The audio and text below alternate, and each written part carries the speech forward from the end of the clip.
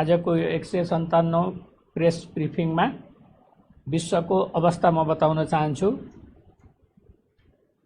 योभन्दा अगाडि आज साङ्केतिक भाषामा दिनेश श्रेष्ठले सहयोग गरिरहनु भएको छ र गेस्टको रूपमा स्वास्थ्य सेवा विभाग उपचारात्मक सेवा महाशाखाका निर्देशक डाक्टर तारानाथ पोखरेल यहाँ उपस्थित हुनुहुन्छ। आज विश्वमा 2,43,55,684 जना व्यक्तिहरू कोभिड-19बाट सङ्क्रमित हुनुभएको छ। 8,30,131 जना व्यक्तिको निधन भइसकेको छ भने 1,68,89,202 जना निको हुनुभएको छ। नेपालको अवस्था भन्नुपर्दा निको हुनुभएको जम्मा सङ्ख्या 20,073, सक्रिय सङ्क्रमित सङ्ख्या 15,273, होम आइसोलेसनमा रहनुभएकाको सङ्ख्या 6,210, संस्थागत आइसोलेसनमा रहनुभएकाको सङ्ख्या 9,063, गत 24 घण्टामा डिस्चार्ज हुनुहुनेहरूको सङ्ख्या 569, कोरोना ठिक भई घर फर्किनु भएकाको प्रतिशत 56%, आजसम्म आरटीपीसीआर परीक्षणको सङ्ख्या 6,47,881 र आज गरिएको आरटीपीसीआर परीक्षणको सङ्ख्या 12,629। क्वारेन्टिनमा रहनुभएको व्यक्तिहरूको सङ्ख्या 9,488 छ। म प्रदेशअनुसार सक्रिय सङ्क्रमितहरूको सङ्ख्या बताउन गइरहेको छु। प्रदेश 1 मा संस्थागत आइसोलेसनमा रहनुभएको व्यक्तिहरूको सङ्ख्या 1,135, प्रदेश 2 1,818, बागमती प्रदेशमा 3,503, गण्डकी प्रदेश 411, प्रदेश 5 मा 983, कर्णाली प्रदेशमा 372 र सुदूरपश्चिम प्रदेशमा 841 गरी 9,063। होम आइसोलेसनमा रहनुभएको व्यक्तिहरूको सङ्ख्या प्रदेश 1 मा 377, प्रदेश 2 मा 3,804, बागमती प्रदेशमा 1,528, गण्डकी प्रदेशमा 18, प्रदेश 5 मा 407, कर्णाली प्रदेशमा 27 र सुदूरपश्चिम प्रदेशमा 49 गरी जम्मा 6,210 जना हुनुहुन्छ। म प्रदेश तथा जिल्ला अनुसार रियल टाइम पीसीआर पोजिटिभ परीक्षणको नतिजा भन्न गइरहेको छु। प्रदेश 1 मा खोटाङमा 1 जना, मोरङमा 20 जना, सङ्खुवासभामा 4 जना र सुनसरीमा 38 जना। प्रदेश 2 मा धनुषामा 39, पर्सामा 85, बारामा 30, महोत्तरीमा 7, रौतहटमा 15, सप्तरीमा 22, सर्लाहीमा 6 र सिराहामा 7। बागमती प्रदेशमा काठमाडौँमा 270, काभ्रे पलाञ्चोकमा 13, चितवनमा 45, दोलखामा 2, धादिङमा 1, नुवाकोटमा 7, भक्तपुरमा 41, मकवानपुरमा 63, रामेछापमा 6 र ललितपुरमा 66, सिन्धुपाल्चोकमा 3 र सिन्धुलीमा 5। गण्डकी प्रदेशमा कास्कीमा 2, गोर्खामा 1, तनहुँमा 11, नवलपरासी पूर्वमा 17, पर्वतमा 1, लमजुङमा 3 र बागलुङमा 8। प्रदेश 5 मा कपिलवस्तुमा 21, गुल्मीमा 3, दाङमा 2, नवलपरासीमा 18, प्युठानमा 4, बर्दियामा 1, बाँकेमा 75 र रूपन्देहीमा 72। कर्णाली प्रदेशमा जाजरकोटमा 5, दैलेखमा 12, सुर्खेतमा 9 र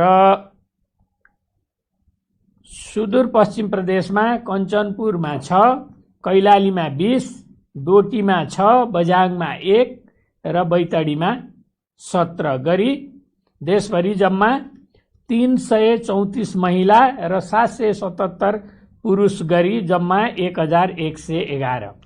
आजको नयाँ पोजिटिभको सङ्ख्या मैले भने र आजसम्म सङ्क्रमित हुनेहरू जम्मा 35,529। प्रादेशिक रूपमा क्वारेन्टिनमा रहेका र डिस्चार्ज भएकाहरूको विवरण यस प्रकार छ। क्वारेन्टिनमा रहेका व्यक्तिहरूको सङ्ख्या प्रदेश 1 मा 902, प्रदेश 2 923, बागमतीमा 754, गण्डकीमा 2,366, प्रदेश 5 मा 1,006, कर्णाली प्रदेशमा 501, सुदूरपश्चिम प्रदेशमा 3036 गरी जम्मा 9448। र हालसम्म रोग निको भई डिस्चार्ज हुनेको सङ्ख्या प्रदेश 1 मा 1491, प्रदेश 2 मा 4458, बागमतीमा 946, गण्डकीमा 1670, प्रदेश 5 मा 4702, कर्णालीमा 2025 र सुदूरपश्चिममा 4781 गरी जम्मा 20,073। आइसियुमा रहेका व्यक्तिहरूको सङ्ख्या यस प्रकार छ। प्रदेश 1 मा 11, प्रदेश 2 मा 44, बागमतीमा 71, गण्डकीमा 3 र प्रदेश 5 मा 18।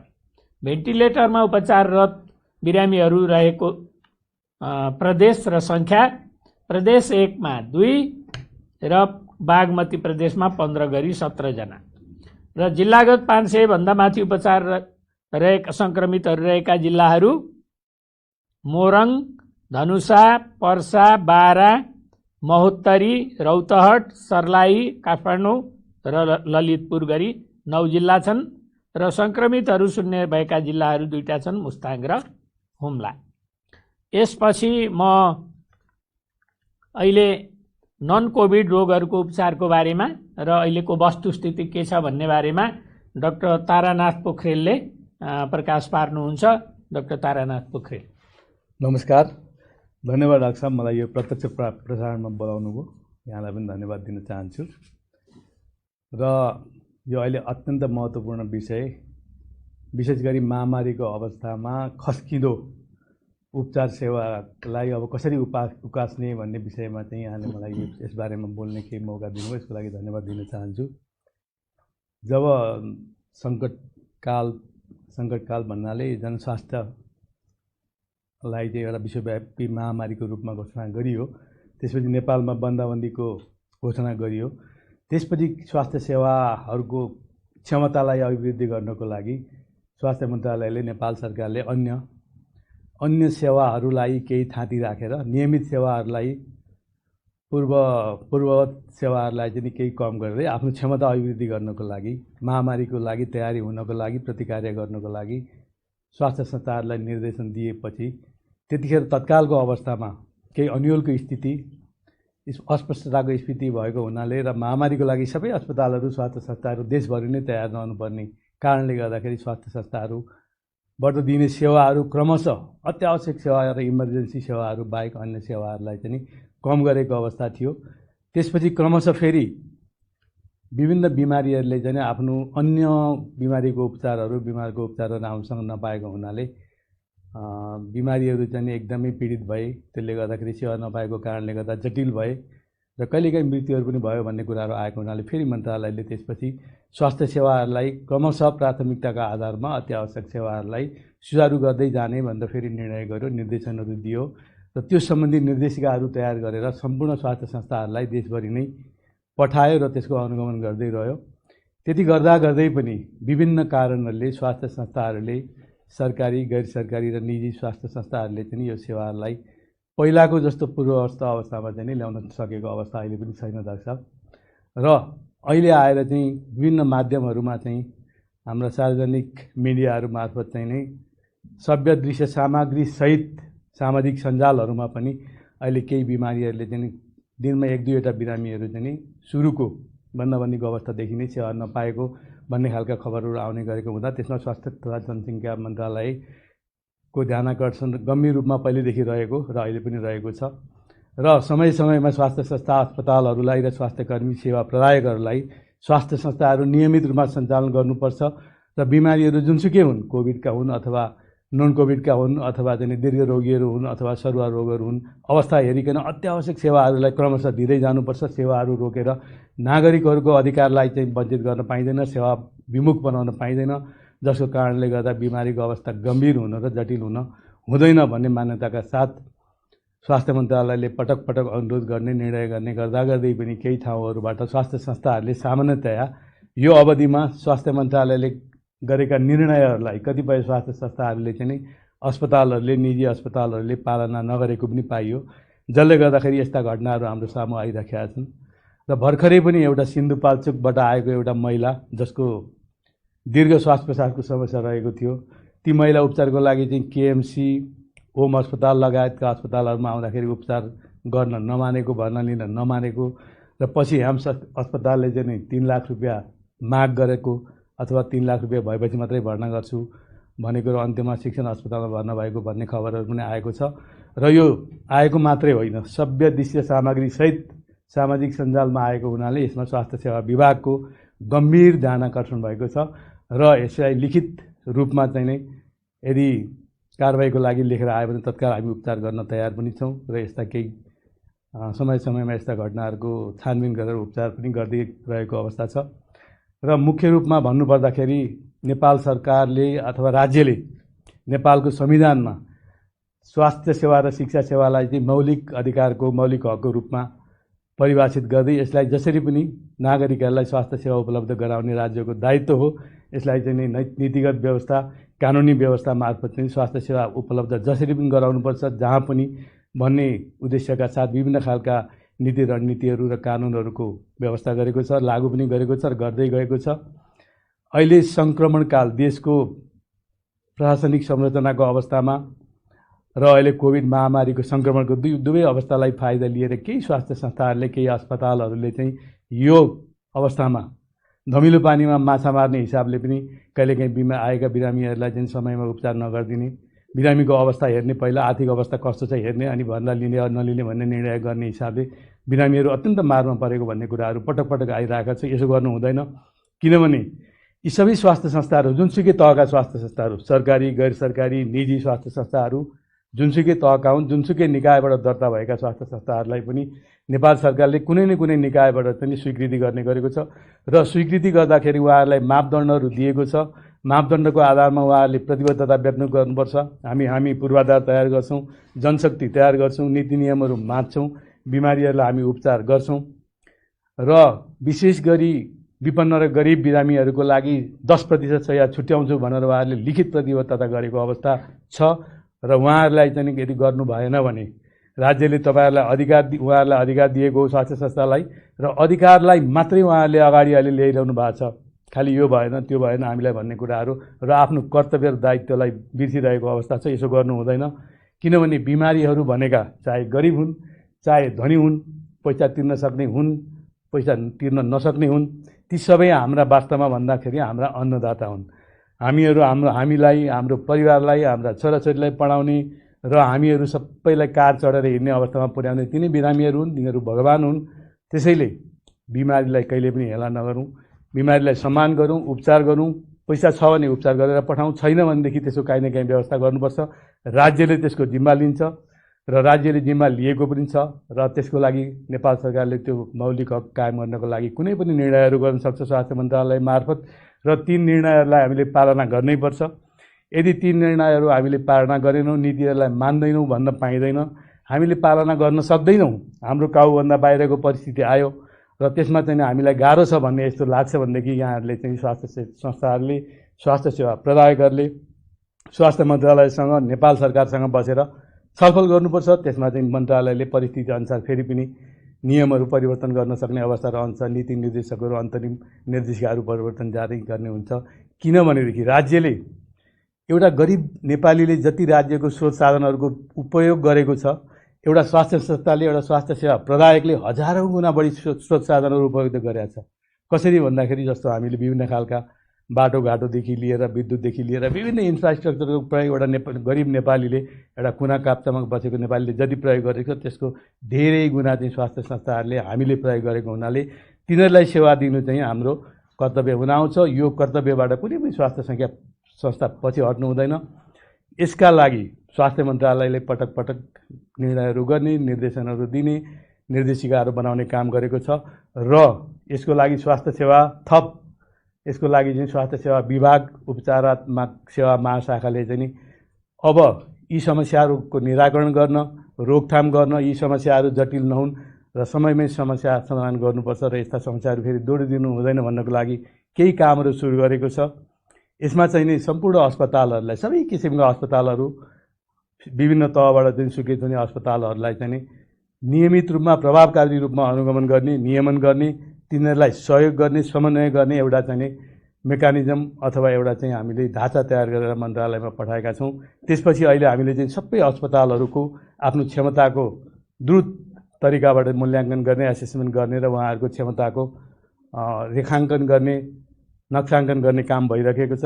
अर्को चाहिँ अस्पतालहरूको प्रोफाइल तयार गर्नको लागि एउटा विद्युतीय संयन्त्रको विकास गर्ने काम भइराखेको छ। त्यस्तै सम्पूर्ण अस्पतालहरूलाई नेटवर्कमा ल्याएर उहाँहरूलाई नियमित रूपमा अनुगमन गर्न, स्वास्थ्य कर्मीहरूलाई जोगाउनको लागि, बिरामीहरूको अधिकारलाई सुरक्षा गर्नको लागि र स्वास्थ्य संस्थाहरूलाई पनि बचाउन र जोगाउनको लागि के गर्न सकिन्छ भन्दा स्वास्थ्य मन्त्रालय, स्वास्थ्य सेवा विभागले समन्वय गरेर आगामी दिनमा यो कार्यक्रमहरू सञ्चालन गर्न, अनुगमन गर्न र प्रभावकारी नियमन र सहयोग समन्वय समेत गर्नका लागि, स्वास्थ्य संस्थाहरूलाई पनि सहयोग गर्नको लागि चाहिँ नि एउटा चाहिँ हामीले नेटवर्क बनाइरहेका छौँ र समय समयमा चाहिँ विभिन्न खालका यस्ता घटनाहरूको छानबिन गर्ने र कारबाही गर्ने कामहरू पनि अगाडि बढाइराखेका छौँ। त्यसैले हामीले वास्तवमा हामीले राज्यले चिन्ने, नागरिकले चिन्ने भनेको यस्तै अवस्थामा हो। हामीले यस्तै विकट परिस्थितिमा सेवा दिएर हामीले चाहिँ अगाडि आउनुपर्छ, चिनिनुपर्छ र मात्रै भोलिका दिनमा सहज परिस्थितिमा यसको मूल्याङ्कन हुन्छ। राज्यले चिन्छ, राज्यले माया गर्छ, राज्यले सहयोग गर्छ र जनताले पनि विश्वास गर्छन्। त्यसैले नडराउँ, खुलेर चाहिँ आफ्नो स्रोत साधनले भ्याएसम्म सहयोग गरौँ। कोही पनि बिरामी, पैसा नभएको बिरामी आयो भने त्यसलाई उपचारबाट वञ्चित गर्न पाइँदैन। कहीँ न कहीँ कुनै न कुनै उपायले त्यसको लागि व्यवस्था गर्नुपर्छ। यसमा राज्यले चाहिँ जिम्मेवारी लिएको छ र विभिन्न संयन्त्रहरूको विकास गरेको छ। राज्य आफैले नेपाल सरकार मार्फत, निजी स्वास्थ्य संस्थाहरू मार्फत, निजी साझेदारी, सार्वजनिक र साझेदारी संयन्त्र मार्फत, सरकारी गैर सरकारी संस्थाहरू मार्फत चाहिँ सेवा दिने संयन्त्र नेपाल सरकारले बनाएको छ। राज्य भन्नाले सम्पूर्ण सरकारी, गैर सरकारी, निजी र अन्य क्षेत्रहरू भएको हुनाले हामी सबै मिलेर बिरामीहरूलाई चाहिँ उपचार दिनुपर्छ। कोभिडभन्दा अन्य खालका सेवाहरू जो जटिल भएर अहिले चाहिँ बिरामीहरूको मृत्यु समेत भइरहेको कुराहरू दिनदिनै आएको हुनाले यो समस्यामा जान नदिनको लागि कुनै पनि बिमारी सेवा लिन आएपछि हामीले ती बिरामीहरूलाई रेस्पोन्स नगरिकन फर्काउनु हुँदैन। कुनै न कुनै उपायले सेवा दिनुपर्छ। अध्यक्ष साहब, मैले यति नै जानकारी गराएँ। हस्, धन्यवाद छ। र अब स्वास्थ्य तथा जनसङ्ख्या मन्त्रालयको अनुरोध छ। स्वास्थ्य तथा जनसङ्ख्या मन्त्रालयले कोभिड-19 को जोखिम रहेको स्थानमा बसोबास गर्ने व्यक्तिहरूलाई लक्षित गरी परीक्षणको दायरा फराकिलो बनाएको छ। अहिलेको अवस्थामा सङ्क्रमण दर दिन प्रतिदिन वृद्धि हुँदै गएको अवस्था छ। यसको सङ्क्रमण सेवा प्रदायक डाक्टर, नर्स, स्वास्थ्य कर्मीहरू, सुरक्षाकर्मीहरू र अन्य कर्मचारी, सवारी चालक तथा सहयोगी लगायत समाजका हरेक तह र तबकाका विशेष गरी घना बस्तीहरूमा बसोबास गर्ने जनसमुदायमा देखा परेको छ। कोरोना पोजिटिभ देखा परेपछि आइसोलेसनमा बस्नुपर्छ भन्ने कुरा हामी सबैलाई थाहा भइसक्यो। लक्षण नभएकाहरू सम्भव भएमा घरमै आइसोलेसनमा बस्न सकिन्छ र कोभिड पोजिटिभ केसहरू लक्षण भएकाहरू आइसोलेसन सेन्टर वा कोभिड अस्पतालमा भर्ना भई उपचार गर्न सकिन्छ। यसरी आइसोलेसनमा बस्दा चिकित्सा वा स्वास्थ्य कर्मीहरूको प्रत्यक्ष अप्रत्यक्ष सरसल्लाह एवं सम्पर्कमा रही सेवा लिनुपर्ने हुन्छ। यसको सङ्क्रमण वृद्धि भएसँगै समाजमा सामाजिक विभेदका सोच एवं व्यवहारहरू देखा परेका छन्। त्यो नितान्त पुरातनवादी सोच र अन्धविश्वास हो। अझै आउँदो केही दिन यसको प्रकोप थप वृद्धि हुने आङ्कलन गरिएको छ, जसले गर्दा हामी सबैले थप चुनौतीहरूको सामना गर्नुपर्ने हुनसक्छ। यस्तो बेलामा हामी सबैले आफ्नो जीवनशैली परिवर्तनका लागि सकारात्मक सोच चिन्तन गरी आफ्नो ठाउँबाट यस रोगको उपचार, नियन्त्रण, रोकथाम तथा व्यवस्थापनमा एकजुट हुन जरुरी छ। नेपाल सरकारका सबै अङ्गहरू यसको नियन्त्रण, उपचार र रोकथामका लागि अहोरात्र खटिएको कुरा यहाँहरू समक्ष अनुरोध गर्न चाहन्छु र खटिएका व्यक्तिहरू र उहाँहरूको परिवार पनि यस रोगबाट पीडित हुनुभएको छ। यस्तो कठिन घडीमा खटिरहनुभएका व्यक्तिहरू र उहाँहरूको परिवारप्रति समाजले सहानुभूति प्रकट गर्नु हुन अनुरोध गर्दछु। यसको सङ्क्रमण हामी मध्ये जो कोहीलाई पनि हुन सक्छ भनेर सोचौँ। जनस्वास्थ्यका मापदण्डहरूको कडाइका साथ पालना गराउँ। यसको नियन्त्रण एवं रोकथामका लागि विश्वमा भइरहेका अनुसन्धानत्मक प्रयासहरूको नेपाल सरकारले निरन्तर अध्ययन गरिरहेको छ। नयाँ नयाँ उपचार प्रविधिहरू भित्राएको छ भने कतिपय भित्राउने क्रममा छ। यसको रोकथामका प्रमुख उपायहरू भनेको भ्याक्सिन र जनस्वास्थ्यका मापदण्ड पालना गर्नु नै हो भन्नेमा स्वास्थ्य तथा जनसङ्ख्या मन्त्रालयले यहाँहरू समक्ष अवगत गराएकै छ। विश्वका कतिपय देशहरूले परीक्षण गरिरहेका भ्याक्सिनहरूको सफल परीक्षण पश्चात हाम्रो देशका नागरिकहरूले पनि भ्याक्सिन पाउनेछौँ हामी सबैले आशा, विश्वास, भरोसा र प्रार्थना गरौँ भ्याक्सिनको सफल परीक्षण चाँडो सफल होस्। अन्तमा विनम्रतापूर्वक म अनुरोध गर्दछु कि कोरोनाबाट आफू पनि बचौँ, आफ्नो परिवारलाई पनि बचाउँ र सामाजिक सद्भाव कायम गरौँ। यति भन्दै आज दुःखद खबर पनि छ। आज 24 घण्टामा 8 जना बिरामीहरूको मृत्यु भएको छ। त्यसमध्ये महिला 5 जना हुनुहुन्छ। ललितपुरको 65 वर्षीय एक महिला, बाराको 23 वर्षीय एक महिला, कास्कीको 32 वर्षीय एक महिला, रूपन्देहीको 70 वर्षीय एक महिला र बाँकेको 70 वर्षीय एक महिला हुनुहुन्छ। र पुरुषमा काठमाडौँको एकजना 48 वर्षको पुरुष, पर्साको 62 वर्षको एक पुरुष र कपिलवस्तुको 50 वर्षको एक पुरुष हुनुहुन्छ। र आजसम्म निधन हुनेको सङ्ख्या जम्मा 183 पुगेको छ। यो सङ्क्रमित हुनेहरूको जम्मा टोटलको प्रतिशतमा भन्दा 0.52% हुन्छ निधन भएको छ। यसमा चाहिँ निधन हुनेप्रति स्वास्थ्य तथा जनसङ्ख्या मन्त्रालय हार्दिक श्रद्धाञ्जली दिन चाहन्छ र शोकाकुल परिवारप्रति हार्दिक संवेदना प्रकट गर्दछ। यति भन्दै आजको यो कोभिड-19 को अपडेट यहीँनिर सकिन्छ। डाक्टर तारानाथ पोखरेल, दिनेश श्रेष्ठ सहित अरू साथीहरूलाई म धन्यवाद दिन चाहन्छु र म यहाँबाट बिदा हुन्छु। नमस्कार।